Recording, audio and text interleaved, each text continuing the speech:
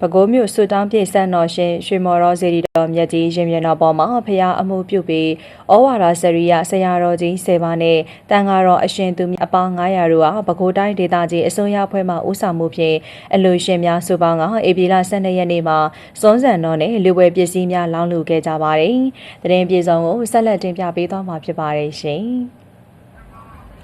ပဲခူးမြို့စွတောင်းပြည့်စံတော်ရှင်ရွှေမော်တော်စေတီတော်မြတ်ကြီးရဲ့2609ကြိမ်မြောက်ဗုဒ္ဓပူဇနီယပွဲတော်ကိုကျင်းပခဲ့ပြီးတဲ့နောက်ဖျားအမှုပြုတဲ့တန်ဃာတော်အရှင်သူမြတ်အပါ900တို့အားစွန်းစံတော်နဲ့လူဝယ်ပစ္စည်းများကိုလောင်းလှူခဲ့ကြတာဖြစ်ပါတယ်။နေ့စဉ်နေ့တိုင်းလည်းပဲကျင်းပမြဲဖြစ်တဲ့အတွက်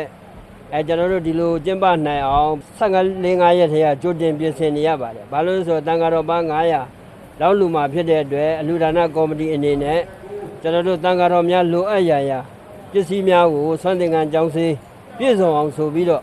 ကြိုတင်ပြီးတော့ဝယ်ပြီးတော့ဆင်ထားပါတယ်။လက်ရှိကျွန်တော်တို့ဆန်ရယ်စီရယ်ဆက်ပြရရတော့ကျွန်တော်တို့ဗလာမပါတစ်ခါတည်းလှူတာဖြစ်ပါတယ်။ကျန်တဲ့ဟာတွေကတော့ခုနမဲဖောက်ပြီးတော့လှူဒန်းတာဖြစ်ပါတယ်။အဆိုပါစွန်းစံတော်လောင်းလူပွဲမှာပဲခူးတိုင်းဒေသကြီးအစိုးရအဖွဲ့နဲ့ဌာနဆိုင်ရာ83ခုအပါအဝင်ပဲခူးသူပဲခူးသားများစုပေါင်း၍ကျပ်သိန်းပေါင်း1300ကျော်ကိုလှူဒန်းခဲ့တာဖြစ်တယ်လို့သိရပါတယ်။တန်ဃာတော်အပေါင်း900စွန့်စံနေလောင်းလူပွဲမှာပေါ့နော်ကျွန်တော်တို့ဟိုတယ်နဲ့ခီးသွွားညွှန်ကြားမှုဒီဌာနအနေနဲ့ခြေသုံးပွားရဲနောက်တစ်ခါကျွန်တော်တို့ဒီ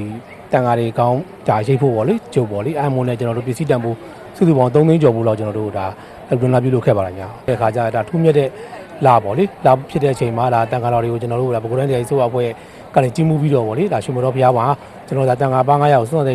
လောင်းလူရတဲ့အတွက်ကြောင့်ပေါ့ကျွန်တော်တို့ဒါဌာနကျွန်တော်တို့ဌာနအပေါင်းပေါ့လေဌာနအပေါင်းကျွန်တော်တို့ဒီမှာရှိတဲ့ဌာနတွေဆိုင်ရာအားလုံးပေါ့ဒါတကူတက်နိုင်များအားလုံးစုပေါင်းစုလူတန်းရတဲ့အတွက်ကြောင့်ဘာပဲကျွန်တော်တို့အနေနဲ့လည်းဝမ်းသာပီတိကုသိုလ်လည်းဖြစ်ရပါတယ်ဒါကျန်တဲ့ဌာနတွေလည်းအလားတူ